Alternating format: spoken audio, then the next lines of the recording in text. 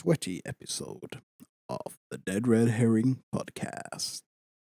Another ASMR version where we want to give you the stimulating sound of skin leaving leather.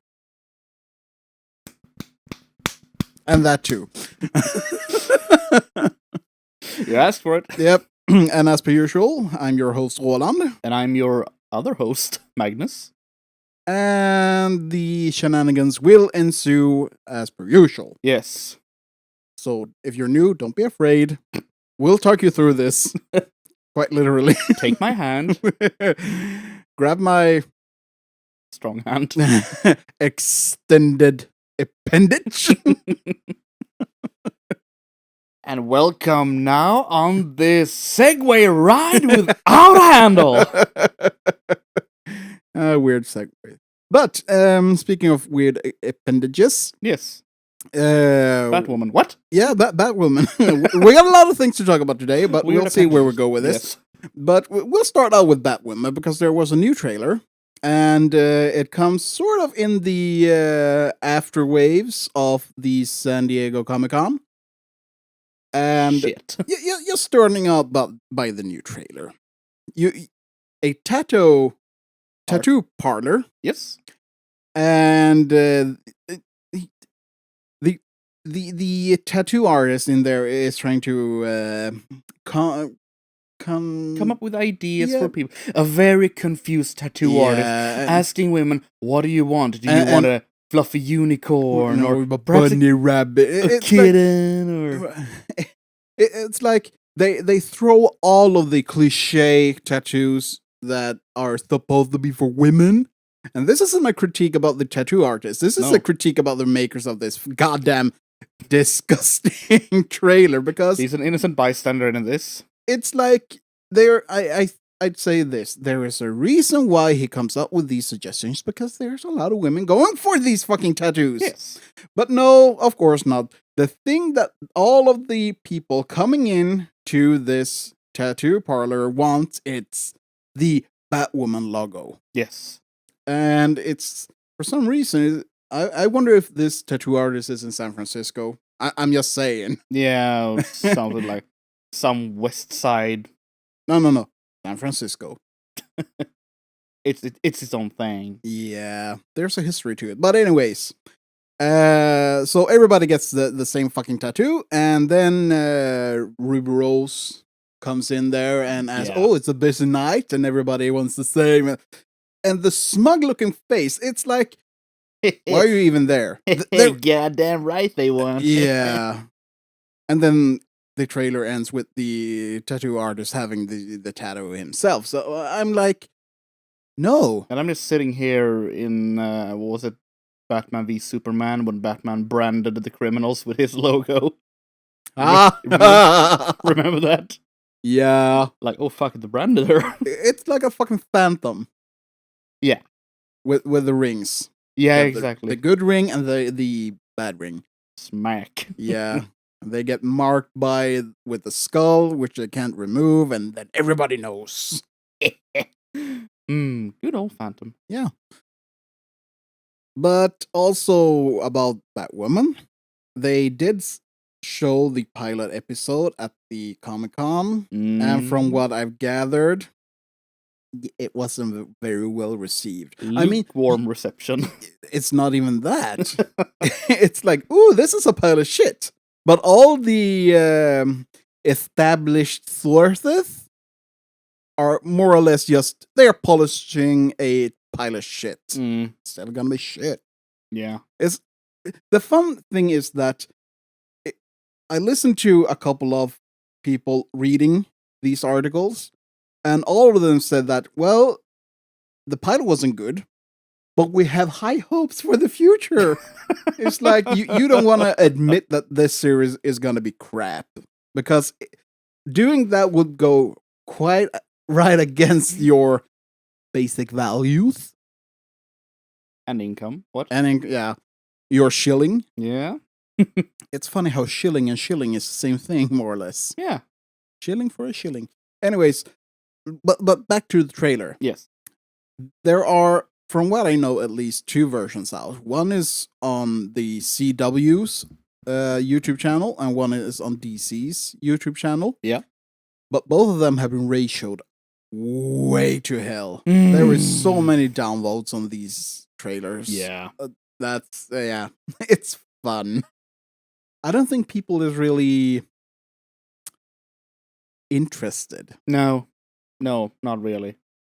Because I feel like they're just butchering what could be a good character. I mean, who can blame people for butchering this or dissing or ignoring this series? Because, I mean, when you have a so-called hero that is smug as fuck. Because, yeah, why should heroes be humble? It's not like it's a main feature within heroes. They are humble. They save people not for the praise of it, but just because it's what heroes do. It's the right thing to do. Exactly. Yeah. And who wants a smug, self-certain goddamn hero? Just, yeah, goddamn right, I am a hero. Don't. Well, what was they said in the first trailer? Don't let a man take praise for a woman's work or whatever it was. Because that's what we want to hear from a hero. Yeah. And I mean, just the whole fucking thing with it. The way they've actually done this is to take a interesting character, which Batwoman really is in the comics, and put the version they're making is as you said, a smug character with not the least humble and just barging right in. I'm tired of being in the shadow of my cousin. For as far as I know, she doesn't know is Batman, but then she takes all the credit for him being Batman and making it for herself. It's fucked up. Smug, narcissistic. Yeah. Now, sure, okay, this is a CW production, and we know that CW, they don't really go to the top. No. With their productions. Mediocre. Yeah, at best. At best, yeah. Another example is, have you seen the costume edit to Supergirl? No, what did they do now? Imagine... Is the miniskirt gone? A full bodysuit, like Superman, but without the outside briefs. So basically the Man of Steel. Yeah, more or less. More or less. So without miniskirt? No miniskirt. Full body. Well, okay. It's not like a fucking burqa. but yeah. Superwoman haram. The Man of Steel, sort of, but more leathery, I guess. Yeah. Well, thank God someone had the balls to do that. What? Yeah. Someone had the bravery to change her outfit. Yeah, can't show female anatomy. No. Nah. No, can't do that. But, yeah. You know what? I have one thing to say about CW Productions. Fuck that shit. Yeah, fuck that shit. I don't watch it. I'm not gonna watch it. Nah. I just like ranting. I mean, the signs were there. Just take a look at the Arrowverse. Yeah. I mean, that wasn't raging bad. It was just mediocre bad. Mediocre. Yeah, it's too much of a teenage angsty thing for me. Yeah. It's too American TV series, in my opinion. American sort of sitcom-ish. I mean, goddamn it, it's just a superhero version of Sunset Beach. Yeah. Pretty much. It's the same stuff. I don't fucking care. Yeah. No, but the thing is that it's not really the low production value that bothers me. It's just the writing. It's the acting. It's lame. Yeah. That is an easy term. Because if I'm gonna be honest, I mean, if we look at a series like Stargate, SG-1, I mean, they didn't have the best production. They didn't have the highest budget. No. But god damn it, they were good actors. Yeah. They made interesting stories. Sure, they had really plastic-ish props many times. The effects weren't the best. Well, I can apologize them for that. Oh no, not apologize. I can forgive them for that. Yeah. But they made it interesting because they were good characters. They were interesting in the storytelling. Yeah. And I think that's what most productions are sort of delusional nowadays. They think their actors are the best actors. They can carry this piece of crap script and piece of crap writing. They think they can carry it. Mostly they can't. And then you have the high production value Game of Thrones. Yeah, but they were bribed with shekels from other studios. Shilling with chilling. Yeah. Shilling with the shilling. Yeah, but I mean, it all comes down to the writing and the acting. Yeah. If either of these fail, yeah, you're in a bad place. Yeah. If both of them fail, then you're not going anywhere. I got 2 minutes, would you? You're not going anywhere. Yep. Yeah, and I feel that this is exactly what is the problem with Batwoman. There is bad writing and bad casting. Yes. Yes, it certainly seems like that. Yeah. So, enough of beating on that dead horse, because, in my opinion, that is a dead horse by now. Well, we do have a stable to build. We do have a stable, and Yes. we have a lot of boxes to fill. And freezers. Put it on the meat hook. Yep. Splot. But going to beat another dead horse, Next. which we haven't been beating too much here yet. No, it's more a semi-dead horse. It's a dying horse. Yeah. But tonight we're gonna finally beat him to death. We've been sort of dancing around this one for a little while. When it comes to Battle Royale and the ilk of that sort. Khan! Hideo Kojima made an appearance on Comic-Con. yeah, and he spoke about his creative process and what his thoughts about game making and stuff like that. Yeah. And one of the things I really liked coming out of this is that he wants to do different things. He wants to be creative and try new things, and which shows. I mean, if you look at most of the things, in my opinion, that Kojima has had his hands in, Yeah. they have been really. They've been creative. They've been giving new breath to the genres. I'm gonna say it right now. When I think of a Kojima game, the first thing I think is, okay, this is kind of weird. I like it, but it's weird. But that only goes to show that he thinks in this creative way. Yeah, exactly. Now, in my opinion, a lot of the Metal Gear Solid is overrated. Well, it is a long-going series. I mean, where can you go with that, really? Yeah, and I've never been a real fan of the most of Kojima's work. I can respect him as a creator. I think he makes a goddamn good job of being the creator he is and making stuff the way he does. Yeah. But at some point, I feel that he doesn't really change way too much. Because you can see a thing and know sort of that, okay, I have a feeling of Kojima here. At least that's what I feel. It's a thing with fetuses, doesn't he? Yeah, but I think that he actually had a hand in one game, Zone of the Enders, if you heard about that one. Maybe. It's actually an old game for the PS2. It's sort of a mecha. Oh, okay. That was a really interesting game. It had a really interesting story. So I'm actually gonna see if I can get my hands on that and show you at some point. Yeah. But another thing that he, or at least if it was his friend or colleague. Yeah, I think I don't remember who it was right now. Yeah, it was someone in the creative team of Death Stranding. Yeah, so. but they were talking about how they worked for the creation or breaking what they called good taste. That by breaking good taste, they get something new and fresh. Yeah. And now, if we're gonna go into what could you say that good taste means? In my opinion, it means what is working and is established. Yeah.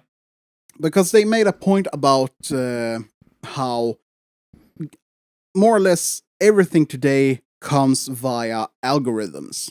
The creation of modern games comes through algorithms talking about profit margins. Yeah. That is the reason we have so goddamn many Battle Royale games or Battle Royale modes for games. You have loot boxes because they are calculated to be as profitable as possible for the developers or at least the publishers. It has nothing to do with creativity, necessarily, at least. Nah. Like for instance, you had Fortnite in the original form that was supposed to be a cooperative game against a. Well, it was basically a survival zombie. Yeah, exactly. You were it was a PvE game. Yeah, player versus environment. You were supposed to build and defend a base against hordes. Of monsters. Yes, but then they changed it, at least in the way that they added the Battle Royale mode because PUBG was really, really popular. Yeah. So they added the Battle Royale mode, made it free to play, and voila! Suddenly people were gathering around, and it has become one of the biggest games in history. Yeah. Now, sure, it's populated mostly by 12-year-olds screaming around and using their parents' credit cards, but hey. That includes you, Ninja. What do you say, little shit? He never swears on his stream. But in my opinion, I can see that the Battle Royale mode, it's an interesting concept, but it's done to goddamn death. It's a very oversaturated market right now. I mean, if we're beating horses here, yeah, then publishers have beaten this horse. This is an automatic horse beater 5000 with an automatic beater, flogger, and shredder of horses. Yeah. And especially the Battle Royale horse. Yes. That fucker has been...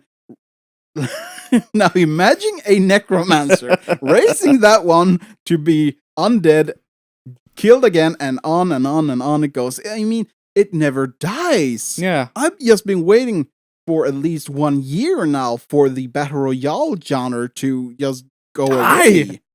But it doesn't because it's way too popular, at least when it comes to the... well, it's sort of the esports part. Yeah, I think... But it's getting pushed. That's the thing. It's getting pushed in a way that makes it more... I'm not going to say that it's making it more popular, but it gets more views. Yeah, and that's what the thing about the algorithm there. Yeah.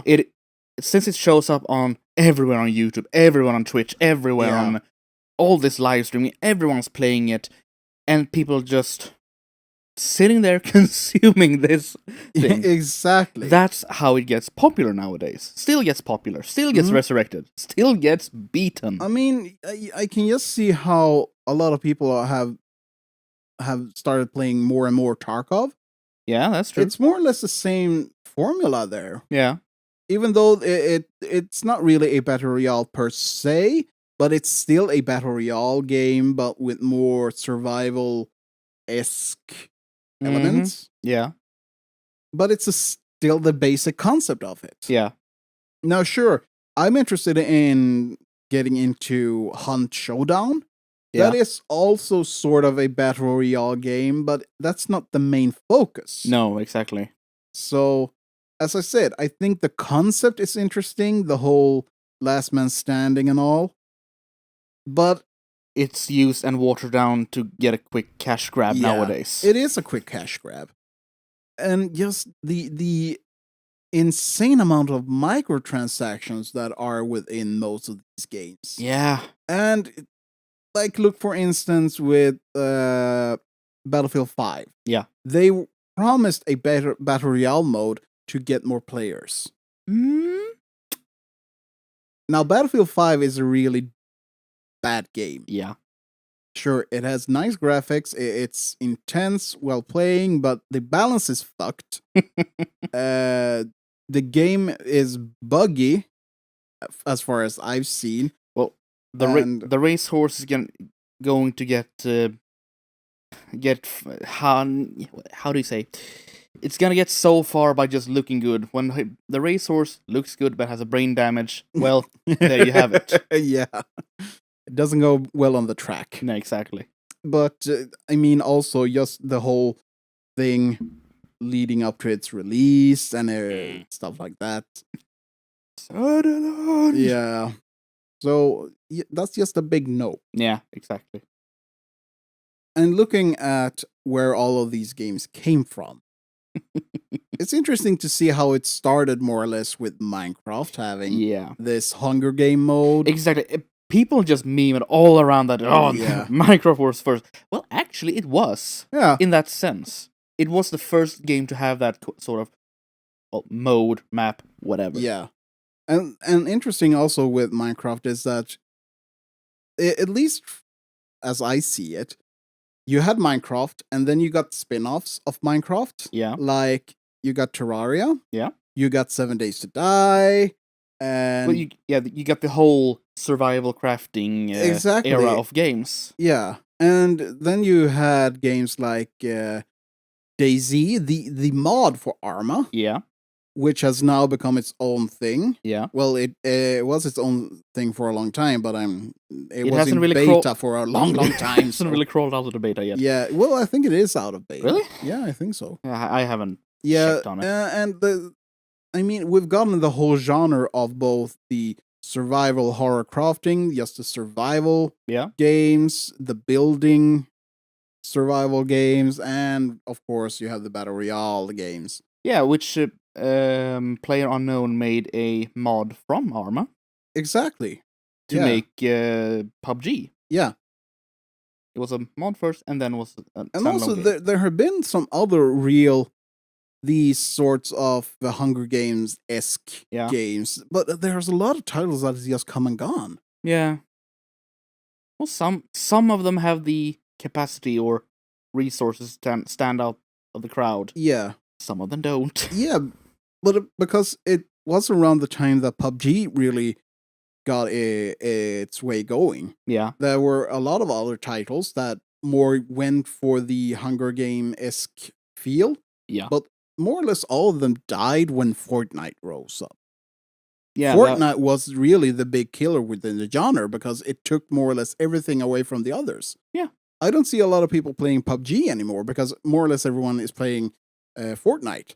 Apex Legends made a good attempt at taking Fortnite down, but it seems like Apex was really good or not good. I mean, it was really taking the interest of people for about a month, and then people started to go back to Fortnite.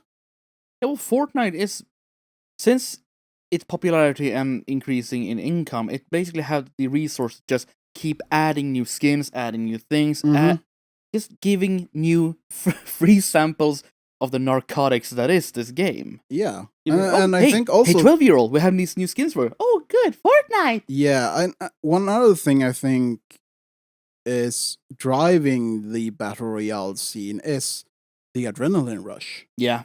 I think a lot of people get hooked on the adrenaline rush of being in the Battle Royale mode. Yeah, it's like the good old days with the Counter-Strike. Yeah, well, you still have Counter-Strike is still a pretty good, but I'm just remembering good, but big. the first Counter-Strike, and then the original mod. Yes, the original mod, and then Counter-Strike Source. You have this. Yeah, you have that adrenaline rush. Yeah, I never got into that. I never really was into Counter-Strike because I was more Team Fortress Classic, but I never really played Team Fortress Classic. I've been playing Team Fortress 2 a bit, but I don't know. The team shooters I've enjoyed the most, I have to say, is the multiplayer modes for Call of Duty 1 and Call of Duty 2. I have a lot of fun with that. Oh, okay, sure. I've been doing a whole lot of Half-Life 2 deathmatch. Yeah, of course. That's also really That is fun. But But Deathmatch Classic and Ricochet and yeah, you remember Ricochet? No, I don't think I played that. That was fun. You basically had jumped around in deathmatch mode. You had this disc shooter that either you shot it and it exploded, or it ricocheted around and then you decapitated your enemies. Oh, it really? was really fun. Awesome. Well, if we're gonna talk about tournament or team shooters, nothing really beats Unreal Tournament. Of course, all the classic. The original Unreal Tournament is super awesome. Yep. I have played a whole lot of Quake 3 Arena as well. Yeah. But I think that Unreal Tournament took it to the better. Yeah, I agree. Took on it that. up. I agree on that. I mean, the amount of character customization and weapons and all that, it was. But my real favorite when it comes to Unreal Tournament is the 2004 version. Oh, yeah? Because they've added vehicles and made a facelift to it and everything. That is really fun. Yeah. Sounds awesome. Yeah, it really is. I mean, there's something really giving you satisfaction when you can get a road kill. So that's nice. We should play that sometime. Yeah, I think we should. And we should play the classic. Yeah, absolutely. I think we did play the classic for a while. Did we? Yeah. The Unreal Tournament Gold edition.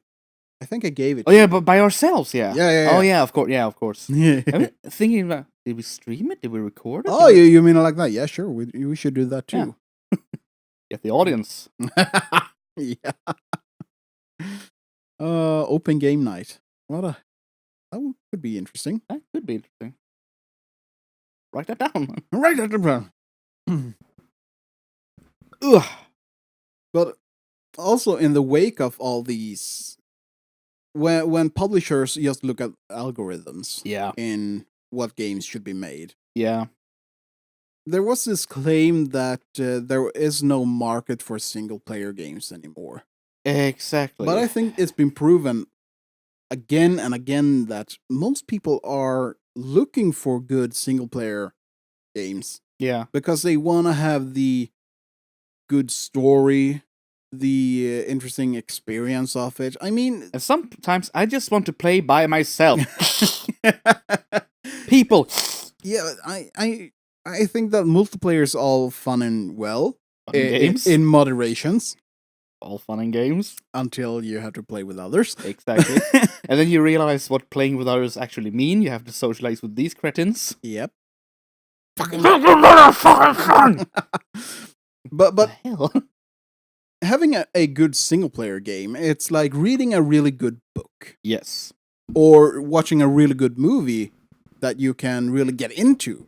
Only thing is that you actually have a full story instead of just a decompressed or a compressed version of something that maybe needed 1 or 2 more hours to actually tell the full thing. Yeah. That's my main problem with movies. They're just like, I feel there could be a lot more to explain this and that, and more time to make this character be able to really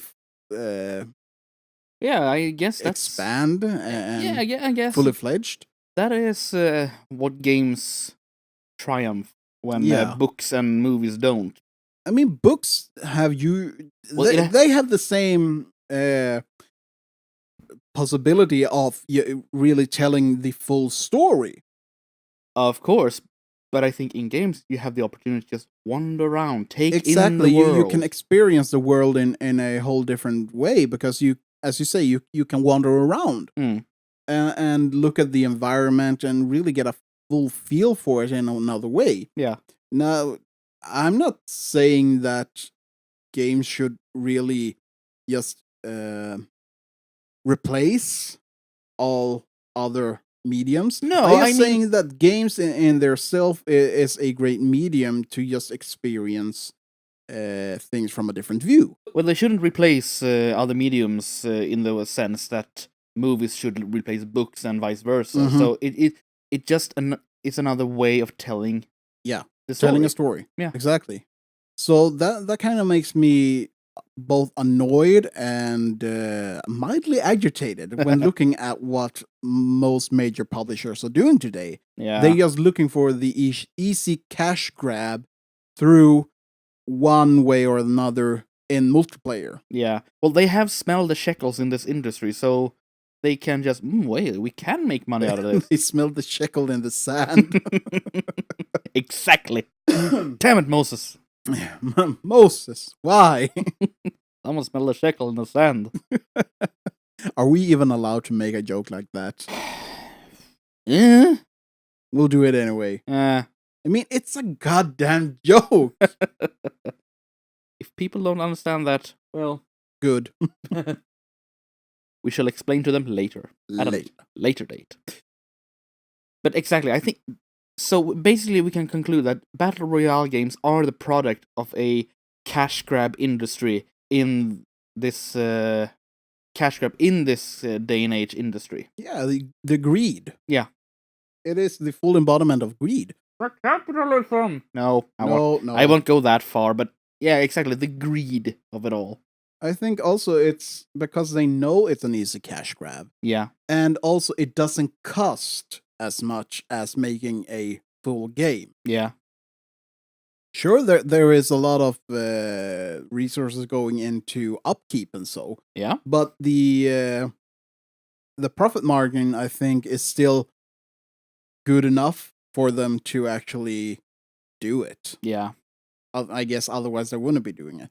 But then we have the issues with the loot boxes. And I mean, we've been talking a whole lot about loot boxes. Yeah. I don't think we really need to go into it much. We can refer to earlier episodes. But still, Battle Royales and loot boxes, those are the major components in the AAA games today. Yeah. The soulless cash grabbing industry that we are in now. Because I mean, even in games that are supposed to be standalone or single player or however you look at it, if they come from any of the major publishers, Activision or EA or Blizzard or there will be microtransactions. Yes, because they are only interested. These companies have gone from being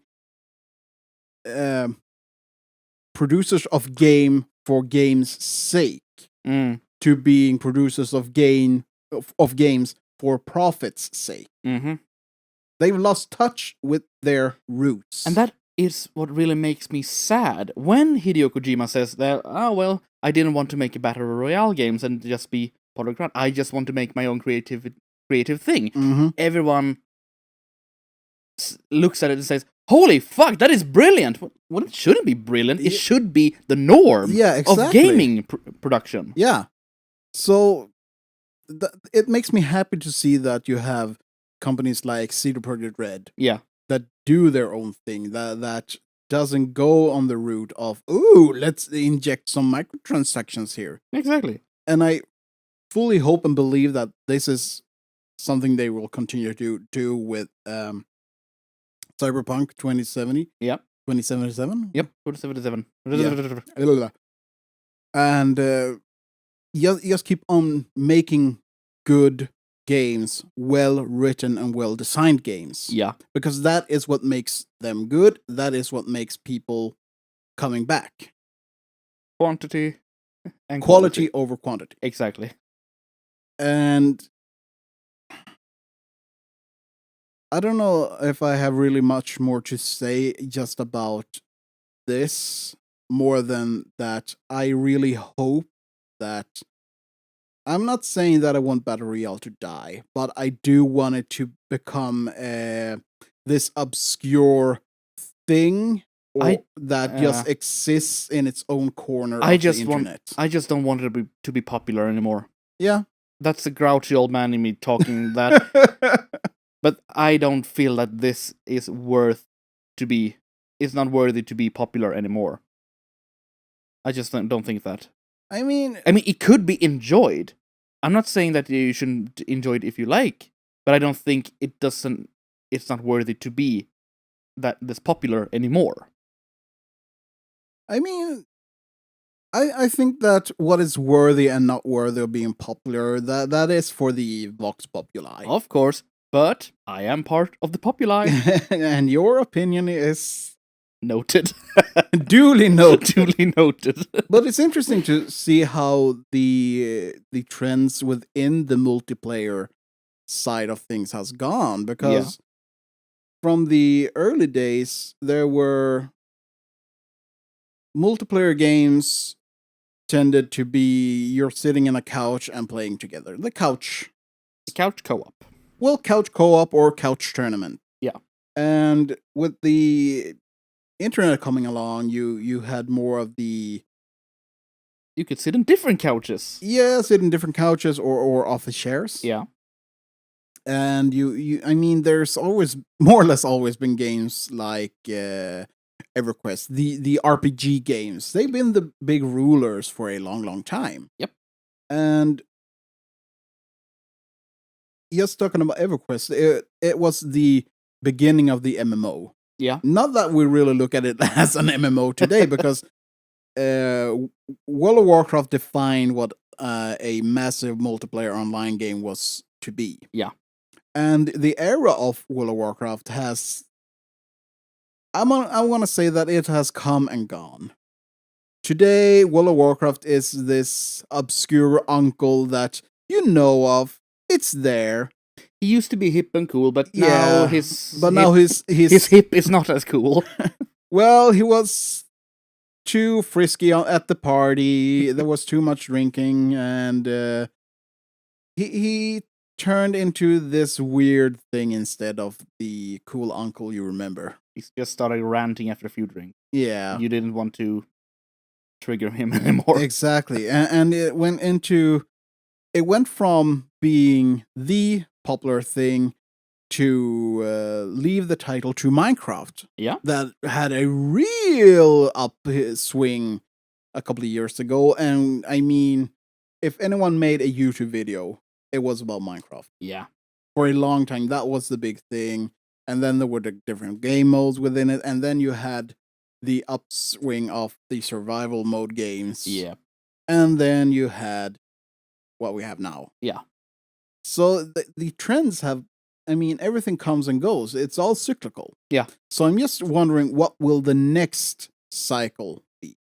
What games have popped up nowadays that are that share the same... Well, actually, from what I've seen, I mean, games like Escape from Tarkov has gained a lot of popularity.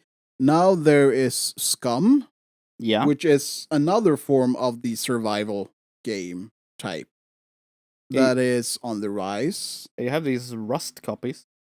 Well, you have Rust and Rust copies. That is true. And Rust in itself is sort of a copy or came out of the 7 Days to Die is Minecraft-ish survival genre. Yeah, the DayZ. Oh, no, wait, not the DayZ. Sorry. Well, it actually started out as being this sort of half-on-half PvE game, and they had zombies, and then the zombies turned into animals, and now it's just full-blown PvP. Yeah. I mean... That's what the big community does. Yeah. It starts to turn on each other. I've looked at a couple of Rust videos. I've been thinking of trying it out again, but nah. I don't really feel like it. Well, we have the kind of games, but then you have the community. The community I think I could have a lot of fun with Rust if I played on the right server with the right kind of people. Yeah. But going on a public server, I don't think would give me much. Well, I think that is one of the problems. If you're gonna take another genre, you have the horror game genre, or the group of survivor and lone killer genre. Like Dying Light and Friday the 13th. Friday the 13th and Killing Floor, or something Killing Floor. Oh. Or and White Noise, and all that. Especially Dead by Daylight. That's the Dead title. by Daylight. That is true. Yeah. Dying Light? Yeah, Dying Light is another title. That's a zombie game. Yeah. That's another genre. Anyways, but when you have Dead by Daylight. Yeah. It's a fun kind of game. Yep. It's a fun concept, and it is, well, fun to play with your friends. Yeah. But then you have the community that is so toxic that even Chernobyl blushes in its presence. I actually never understood that they were so goddamn toxic. It is so competitive. I mean, when you're a noob. If you're a noob, If you're a noob killer, then the survivors are gonna gang up because they are usually competitive players. They're gonna gang up and just make the game a whole hell for you. And does that mean it's toxic? Yeah, well, they're not so friendly against new people. I guess if you come in as a new survivor in an old old foxes, yes, they will berate you and they really make it life hard for you because you suck. You're a noob. How fucking dare you? How dare you play this game that is supposed to be available for everyone who buys it? Yeah, and that sort of goes into the idea of a game for everyone. And I'm of the opinion that if you get a game and you play it, don't expect everyone to just greet you with open arms. It's nice if people are open and accepting, and it's like, okay, you're new. Let us show you the ropes. Let us teach you how to play the game. That is fine. That is no problem. But to just have this, oh shit, you're new. Well, you must feel welcomed. This is the place for everyone. No, no. That is too far in the other direction. Exactly. I understand people getting competitive. I truly understand people that's been playing a game for a long time expect others to do well when they play. Yeah. It's like when you're into something, you expect others to perform to. Yeah, I mean, you have this Polish salt mine that is League of Legends. Oh, yeah. Yeah, exactly. or just the Dota, whatever. Yeah.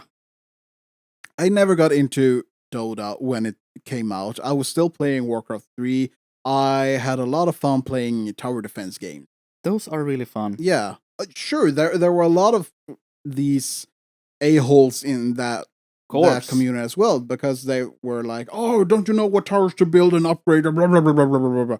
It's like, yeah, sure. Give me a chance to learn the game first, asshole. Yeah. But it's not that I expected to. I mean, I need to show that I can, or at least show that I'm willing to learn. Sure, I will make mistakes, I will fail, but if I'm willing to just get up and get going again, that might earn me some respect. Of course. But when it came to games like Dota, it's like you're not even allowed to make the beginner mistakes to learn. No. You're supposed to be an expert from the get-go. I just remember scrolling through the different games available. Yeah. And there were so many Dota Pro no noob all the time. Oh, that's whenever there was a game that was, oh, noobs welcome, it was more or less just a trap for old know-how players to just steamroll noobs. Good sportsmanship. What the fuck is that? Yeah, exactly. So I've been really disillusioned about this whole open-minded multiplayer arena. Yeah. Because in the end, either people are just out to, well, make themselves glow, or they're just cynical as all hell. Yeah. Now, I've been starting to change my mind a bit because believe it or not, being on Twitch has actually shown me that there still are good people out there. That's good. Yeah, and in places that where I didn't really expect it. I've been talking a lot about Tarkov, but that is because some of the nicest, most friendly streamers I have seen play that game. Yeah. And that's really interesting. This is a really competitive game about survival, but these streamers, they are showing the good side. They are being gentle and saying that, well, we need to help new players and make sure they can get going to have a good time. And that is really what I want to see. I have no problem with the competitive gaming, but I do have problems with people just being mean when someone doesn't know the way. And sure, I mean, games like Tarkov and Rust and so they do bring that out in a lot of people. Because if you've ever known mistrust, these are the games that give you. Yeah. They give trust issues. This is how you get trust issues. Yeah. You just look at it's Soviet Womble when he raids a couple of players. Yeah. Oh, that was fun. It was fun, but it just shows never trust anyone. Nope. Yeah, I don't have any equipment. No, totally. Can I get some equipment? Yeah. Sure, here you go. Pulls out AK-47. Yeah. Ratatatatatatatata. So, yeah, if you're into backstabbing, I guess that's the way to go. Either that or politics. Anyways. But yeah, the in the talk of toxic community, which just brings us back to Fortnite. Nah, I'm just thinking of all the toxic 12-year-olds out there playing it. And you, Ninja. And, Not sure why you jump on Ninja that much. I barely notice him anymore. Still, it's fun to kick someone lights down. That is exactly what we're not supposed to be doing, and you know it. If you want to kick on someone, you should kick on the lady that shouldn't be mentioned by name, because anyone who criticizes her gets kicked. That's true. Now, if anyone deserves a ban of a certain platform, it's that person, because this person is not a pleasant person. No. Not nice towards animals. That too. And the reason why we're not saying the name out loud is because Twitch has made it clear in their terms of service that you may get banned for things you do off platform. And if we're going to talk about terms of service, that is the ultimate fucking dick move. I have a serious gripe with platforms and such that changes their terms of service just so they can nail some people with the wrong opinion. It is textbook this goddamn name! I hate this goddamn name on this law! Ex post facto law. That's what it's called. Which, basically, you're guilty to a crime that wasn't a crime when you committed it. So basically, if you do something today, the law changed and say, no, you did this, you did exactly this, and this is illegal, when it wasn't illegal when I did it. Well, you did it, so now you're going to jail. I was eating an ice cream outside of the ice cream shop. Yeah, you can't do that anymore. Huh? You used to smoke in a bus stop. That's not allowed. Well, I did it when it was allowed. You used to smoke indoors. And I was at a bar. It wasn't a smoke. You can smoke there. Well, you can't do it now. So now you're going to jail. Now you're going to get banned. Yeah. Yeah, it really fucked up. It's a textbook post facto. What's even worse is that it seems like Twitch is really making... They have really... It's not even double standards. They have multiple standards. They're white knighting this one. Well, white knighting, and it's not only for this person. There are a lot of the THOTS Inhale. people. Yeah.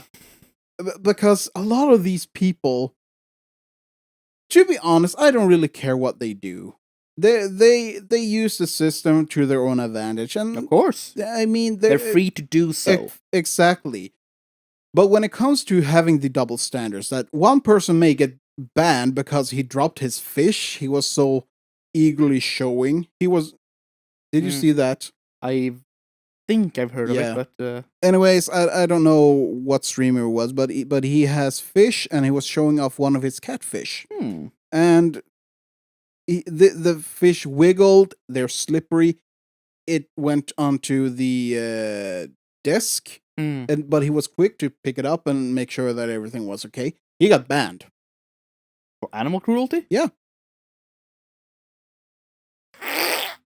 while And then you have this the other she person who must not be named. goddamn Voldemort thing. Yeah, she spits alcohol into her cat's mouth, which might actually kill it. Yes. But and just the whole yeeting of the cat. No, I don't think the cat really got any. I mean, the cat will probably be fine if Yeah. It will land on its feet it'll and all land. that. It's no problem. But It's just the manhandling of the animal that Yeah. is not okay. It's just that, sure, it's no big deal really. But if anyone else had made that fucking yeet, they would have been banned. Yeah. That is it's the fucking double standard when it comes to who gets away with what on that fucking platform. Now, looking at it, to be totally honest, I think that Twitch is the best platform when it comes to streaming, as far as I have seen. Oh god, that U-turn! I have to say, I know what you mean, but it's streamlined, it works. It's like Twitter. Yeah. Twitter is horrible in a lot of ways. Yeah. But it is the best way to get in touch and networking with other content creators. It's the same with Twitch. Yeah. If you want to grow an audience and you want to grow a network with other creators, Twitch is the way to go. Yeah, it is. And they have a system that works. Yeah. While there may be other platforms for streaming. I mean, you have both YouTube and DLive, and I don't know if there's anyone else. Yeah, not but that, you can stream on Steam as well. But that's like, what? You can stream on Steam? Yeah, this is a whole new thing. Yeah, it's like I have never ever thought about being on Steam to stream. Maybe we should try that. Maybe, but it's like, yeah, you can do that. Holy crap! Yeah, it was. But the community on Twitch, as far as I'm aware, well, not aware, but the community or the people that I've been in contact with, the grand majority of them have been really pleasant people that they talk and are engaged in their viewers and their well, here we come to the word community. Oh shit. Yeah, but I mean, the people that follow them, the audience, they are really in touch with the audience, and I really like that. Yeah. And the reason that I made a remark about the word community is because of ya boy Zach. Oh yeah. He actually made a point talking about community. In this case at least, it was within the so-called comics community. And he was talking about how the NPC crowd, they are more or less just trying to block anyone out that isn't part of their in-group. Yeah. And he said that comic creators need to look at each other's not as a community, because he called it? Community is just a bunch of people that are scared of each other. And instead, they need to look at each other as peers and see if they can help each other out, what they can do to just improve it for each other, to lift other creators up and just making comics better. Yeah. And that is actually something that went home with me, because if you look at community in that sense of just people being afraid of each other, that there is some truth to it. It's the goddamn homeowners association. Yeah, it's like, okay, we're part of this community, so now we got to adhere to these standards. But it's a very collective mindset in a community. But if I see other content creators as my peers, as people that are on my level, that I am here that I respect, that can help me out, that I can help out, even though we, so to say, contend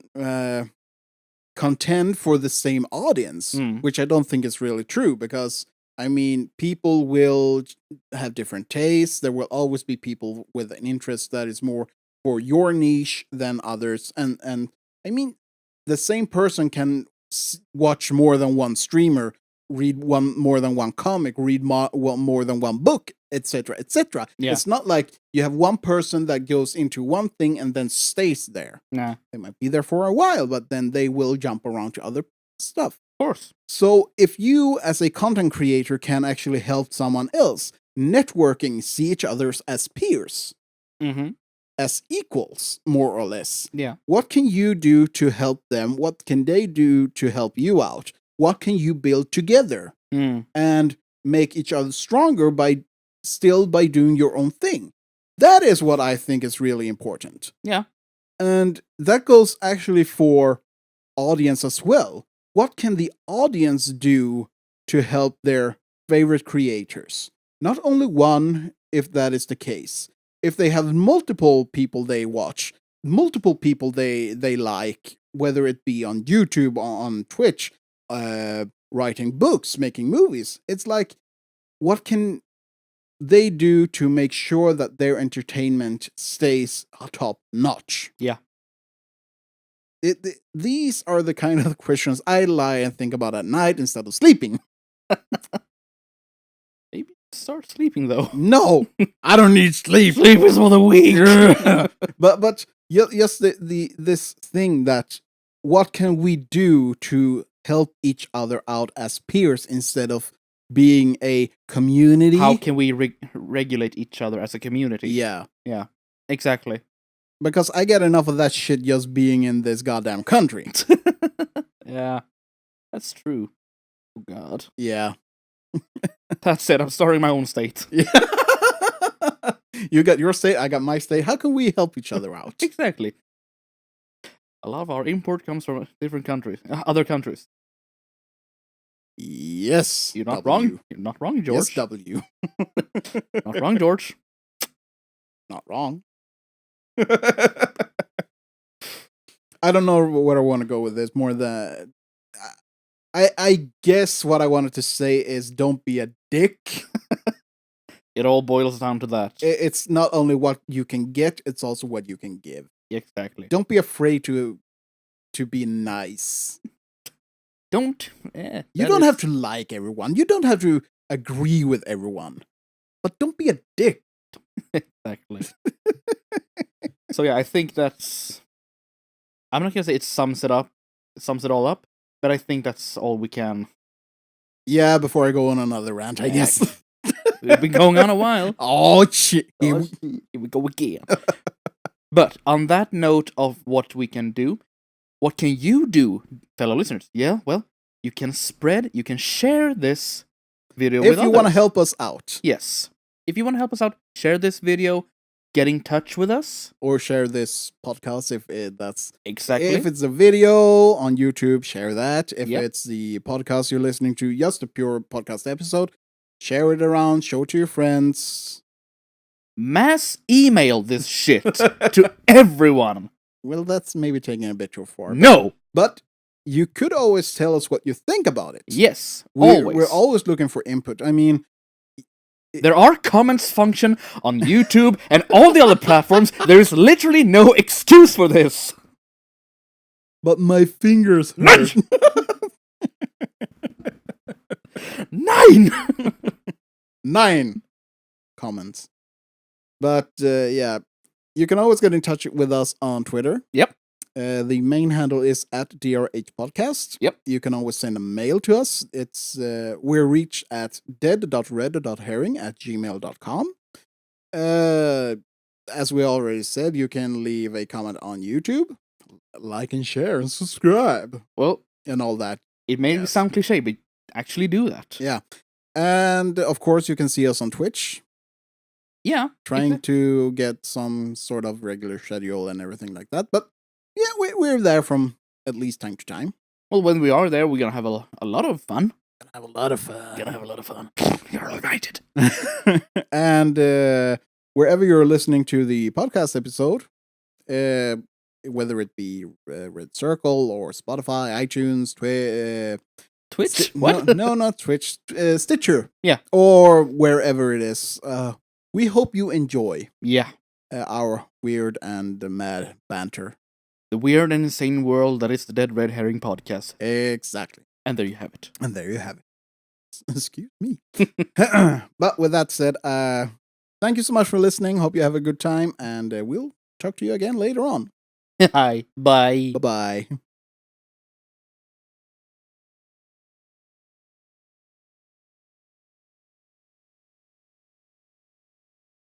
Oh, God. I need to air my balls. Don't.